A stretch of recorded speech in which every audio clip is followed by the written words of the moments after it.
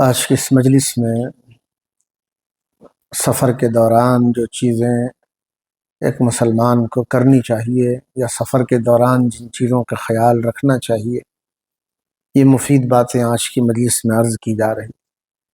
اللہ تعالی ہمیں سمجھنے کی توفیق عطا فرمائے۔ سفر کے سلسلے میں ہمارے نبی صلی اللہ علیہ وسلم مختلف نصیحتیں فرماتے تھے۔ ایک نصیحت یہ فرماتے تھے کہ سفر میں جب جاؤ تو جماعت بن کر جاؤ، کم از کم سفر میں 3 لوگ ہونا چاہیے۔ ایک آدمی سفر کرے گا مشکلات ہو سکتے ہیں، اور جس زمانے کی یہ گفتگو ہے اس زمانے میں تو سفر بہت زیادہ مشکل تھا۔ آج کے ہمارے زمانے میں سفر میں آسانیاں تو ہوئی ہیں مگر خطرے بڑھ چکے۔ پہلے درندوں سے خطرہ تھا، آج انسان نما درندوں سے خطرہ ہے۔ آج انسان ہی انسان سے ڈرتا ہے۔ پہلے زمانے میں انسان جنگل کے جانوروں سے ڈرتا تھا، آج انسان انسان سے ڈر رہا ہے۔ سفر کے دوران امیر کا انتخاب ہونا چاہیے، یعنی 3 لوگ سفر کر رہے ہیں، 5 لوگ سفر کر رہے ہیں، ان میں کسی ایک کا امیر کا منتخب ہونا چاہیے۔ امیر کے منتخب ہونے سے کام آسان ہوتا ہے، اس کی رہبری میں، اس کی رہنمائی میں سفر آسان چلتا ہے۔ حدیث پاک میں اس کا ذکر موجود ہے، اذا خرج 3 فی سفر فلیؤمر احدهم، جب تم میں سے کوئی 3 سفر کو نکلے ان میں سے ایک امیر کو مقرر کر دو، یعنی ان 3 میں سے ایک امیر ہونا چاہیے۔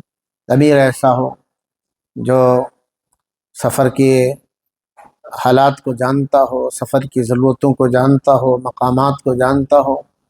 ایسا امیر ہو جو ساتھیوں کا خیال رکھتا ہو، سفر کرتے وقت ساتھیوں کا انتخاب کیسے کرنا چاہیے۔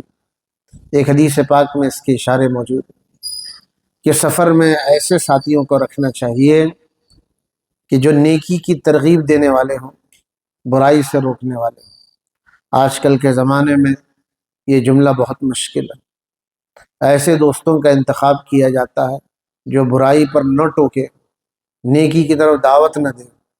اگر ایسا دوست ہے جو نیکی کی طرف دعوت دیتا ہو اور برائی پر ٹوکتا ہو، ایسے کو سفر میں رکھنا بھی آج پسند نہیں کرتے، جبکہ حقیقت یہی ہے کہ انسان کی زندگی کا کوئی بھروسہ نہیں۔ آدمی گھر پر مر جائے یا سفر کے دوران مر جائے، جب بھی مرے اچھی موت مرنا چاہیے۔ زندگی کا کوئی بھروسہ نہیں۔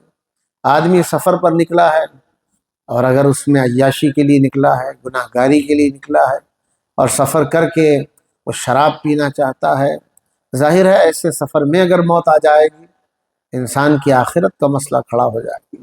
اس لیے حدیث پاک میں ہے آدمی اکیلا سفر نہ کرے، تنہا خطرے کی چیز۔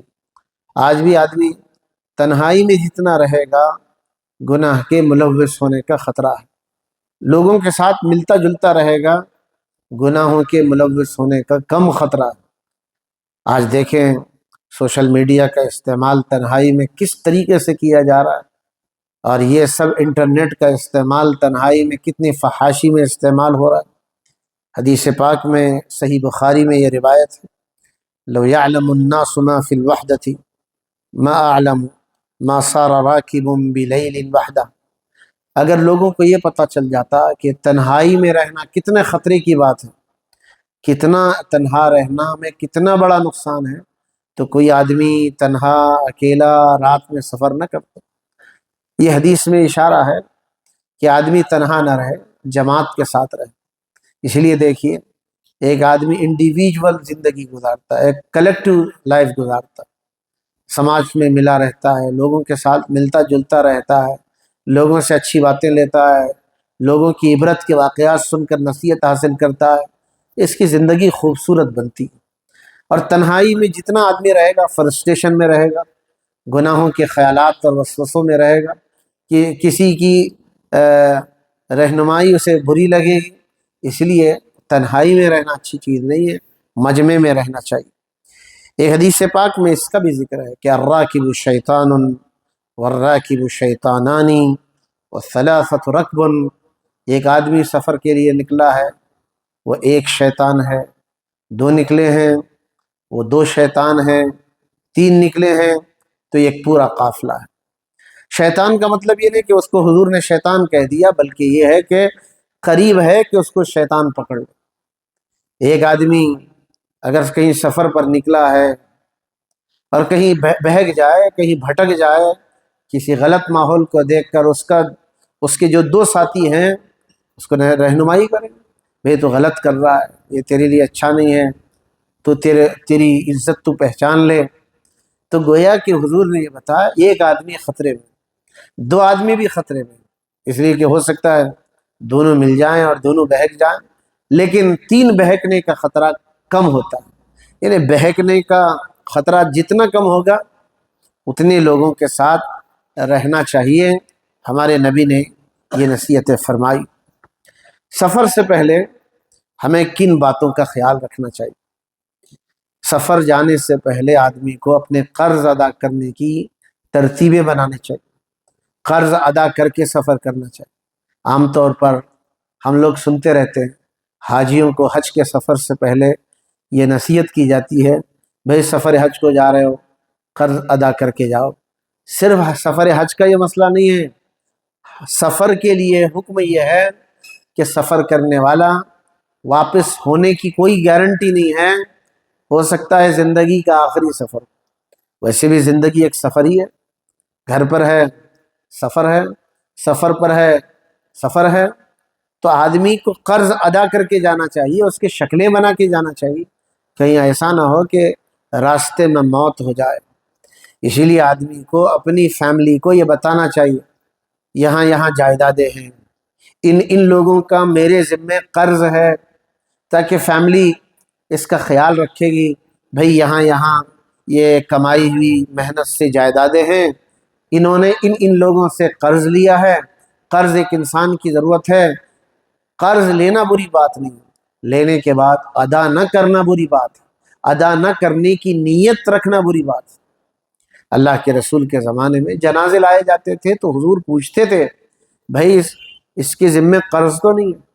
ایک مرتبہ حضور کے زمانے میں حضور کے سامنے ایک جنازہ لایا گیا، حضور نے معمول کے مطابق پوچھا، جو نماز جنازہ ابھی نماز جنازہ پڑھی جانے والی تھی، تو حضور نے پوچھا اس آدمی نے کچھ پیسے دولت چھوڑی ہے؟ کہا اس کے پاس کچھ نہیں تھا۔ تو پھر حضور نے دوسرا سوال کیا، کیا اس آدمی کے اوپر قرض ہے؟ تو لوگوں نے کہا ہاں یا رسول اللہ 18 درہم کا قرض ہے، 18 درہم کا قرض ہے۔ تو حضور نے فرمایا قرض کو ادا کرنے کے لیے اس نے کچھ تیاری کر کے گیا ہے؟ کہا اس کے پاس کوئی تیاری نہیں، 18 درہم ادا کرنے کے لیے بھی اس نے کچھ دولت نہیں چھوڑی۔ حضور نے یہ جملہ فرمایا تم لوگ اس کی نماز پڑھ لو۔ گویا کتنی بڑی ناراضگی کا یہ جملہ، بھئی تم لوگ اس کی نماز پڑھ لو۔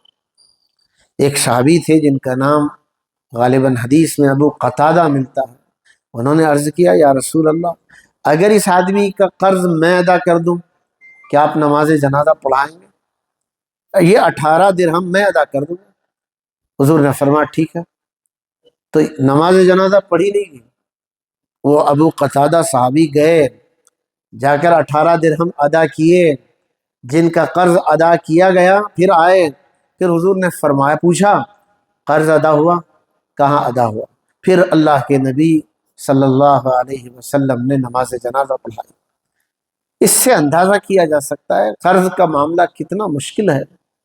آج نہیں کل قرض دینا ہے، دنیا میں نہیں آخرت میں قرض دینا ہے۔ قرض دیے بغیر اگر کوئی آدمی مر جاتا، اللہ کے رسول اس کی نماز جنازہ نہیں پڑھاتے۔ کتنی امپورٹنس اس کی ہے۔ آج ہمارے زمانے میں قرض لینے کے بعد قرض دینے والے کو جو ستایا جاتا ہے، وہ جو بیچارہ روتا ہے، زندگی بھر افسوس کرتا ہے کاش کہ اس آدمی کو قرض نہ دیا ہوتا۔ حالانکہ قرض دینا اجر و ثواب کی چیز ہے۔ آج کے زمانے میں قرض لینے والا کہا جاتا ہے قرض دینے والا بڑا بیوقوف آدمی، کیونکہ قرض دے گا تو واپس آنے کی کوئی امید نہیں ہے۔ اسی لیے دیکھیں آج کے زمانے میں بینکوں کا رواج ہو گیا، وہاں سے لون لیے جا رہے ہیں، سگا بھائی سگے بھائی کو قرض دینے تیار نہیں۔ کتنے واقعات ہیں سماج کے کتنے مسائل دارالقضاء میں مفتیوں کے پاس آتے رہتے ہیں کہ آدمی سگا بھائی سگی بہن مشکل حالات میں قرض لیے تھے، اب حالات سدھر گئے ہیں، کاریں ہیں، بنگلے ہیں، کاروبار ہے، بچے کما رہے ہیں، پیسے آ چکے ہیں، باوجود اس کے قرض نہیں ادا کیے جا رہے۔ اس لیے سفر میں جانے سے پہلے قرض ادا کرنا چاہیے۔ اسی کی طرح اپنے دوستوں کو، اپنے گھر والوں کو بتا کر الوداع کہہ کے جانا چاہیے۔ چپ کے سفر نہیں کرنا چاہیے کہ زندگی کا کوئی بھروسہ نہیں ہے۔ اسی لیے ہمارے نبی صلی اللہ علیہ وسلم مسافر کو یہ دعا دے کر رخصت فرماتے تھے، استودع اللہ دینک و امانتک و خواتیم عملک، میں تجھے اللہ کے حوالے کرتا ہوں، تیرا دین بھی، تیری امانت داری بھی، تیرے عمل کا انجام بھی میں اللہ کے حوالے کرتا ہوں۔ یہ استودع کا لفظ بتا رہا ہے کہ دوست رخصت ہونا چاہیے۔ چپ کے لوگ سفر کرتے ہیں، بیوی کو پتہ بھی نہیں، بچوں کو خبر بھی نہیں کہ ہمارے باپ کہاں سفر کیے۔ یہ کوئی اچھی بات نہیں ہے۔ اسلام سکھاتا ہے سفر پر جانے سے پہلے فیملی کو بتا کر جائیں، وہ پریشان نہ ہو۔ کسی کو پریشان کرنا، پریشان رکھنا اچھی چیز نہیں۔ اسلام یہ بھی سکھاتا ہے کہ جس مقصد کے لیے تم نے سفر کیا ہے، مقصد پورا ہوتے ہوئے فوراً گھر کو واپس لوٹ جاؤ۔ سفر میں رہنا زیادہ اچھی چیز نہیں۔ آج کل کے زمانے میں لوگ اس کو فیشن بنا رکھے، آج بنگلور کے سفر میں ہے، کل بمبئی کے سفر میں ہے، اسٹیٹس آج بنگلور کا ہے، کل بمبئی کا ہے، موج مستیاں ہو رہی ہیں۔ اسلام یہ کہتا ہے آدمی سفر بھی مقصد کے لیے کرے، اور مقصد سفر یعنی سفر کا مقصد پورا ہو جائے فوراً گھر پر لوٹ جائے۔ اس لیے کہ سفر میں کھانا بھی صحیح نہیں ہوتا، پینا بھی صحیح نہیں ہوتا، نیند بھی صحیح نہیں ہوتی۔ اللہ کے نبی کے یہ الفاظ حدیث میں، السفر قطعۃ من العذاب، سفر عذاب کے ٹکڑوں میں سے ایک ٹکڑا ہے۔ یمنع احدکم طعامہ، یمنع احدکم طعامہ و شرابہ و نومہ، یہ سفر تم میں سے ہر ایک کو اس کا کھانا روک دیتا ہے، اس کا پینا روک دیتا ہے، اس کی نیند روک دیتی ہے۔ اس لیے بہتر ہے آدمی سفر سے فوراً لوٹ جائے مقصد سفر ہونے کے بعد۔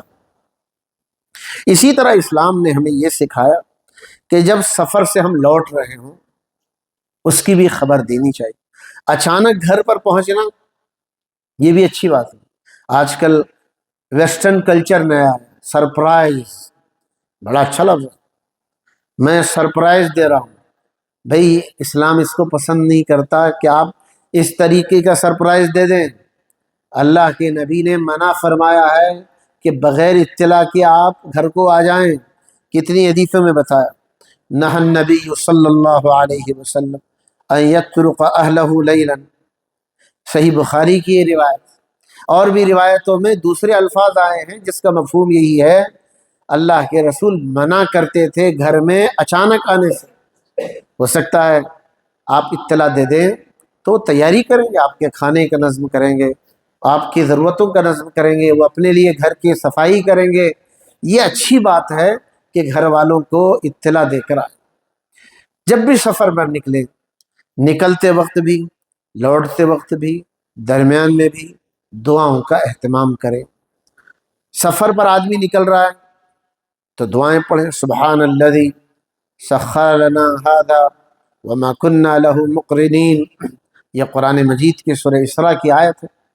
سبحان الذی، پاک ہے وہ ذات، سخر لنا ھذا، جس نے یہ سواری کو ہمارے تابع کر دیا، وما كنا له مقرنین، ہم اس کو فرمانبردار نہیں بنا سکتے تھے، وَإِنَّا إِلَىٰ رَبِّنَا لَمُنْقَلِبُونَ، یہ سفر چل رہا ہے اور یہ سفر چلتے چلتے ایک دن لوٹ کر کے ہمارے رب کے پاس ہمیں جانا ہے۔ پھر یہ دعائیں، اللہم انا نسألک فی سفرنا ھذا البر والتقوی ومن العمل ما ترضى، اے اللہ ہم اس سفر میں تجھ سے نیکی مانگتے ہیں، تقوی مانگتے ہیں، ایسے عمل کی توفیق مانگتے ہیں جس سے تو راضی ہو جا۔ پھر دعائیں مانگیں، کتنا بھی سفر ہو، پلین کا سفر، ابھی ہم نے چند روز پہلے دیکھا احمد آباد ایئرپورٹ سے لندن جانے والا پلین چند سیکنڈ میں زمین پر گر کر تباہ ہو گئے۔ اب حضور یہ دعائیں سکھاتے تھے، اللہم ہون علینا ھذا السفر، اے اللہ اس سفر کو آسان فرما۔ کتنا بھی سفر آسان ہو کوئی بھروسہ نہیں، ٹرین کا سفر، بسوں کا سفر، پلین کا سفر، خطرے ہی خطرے ہیں۔ اب دعا مانگ رہے ہیں، اے اللہ سفر کو آسان کر دے، وَاطْوِ عَنَّا بُعْدَهُ، اس کی مسافت کو لپیٹ دے۔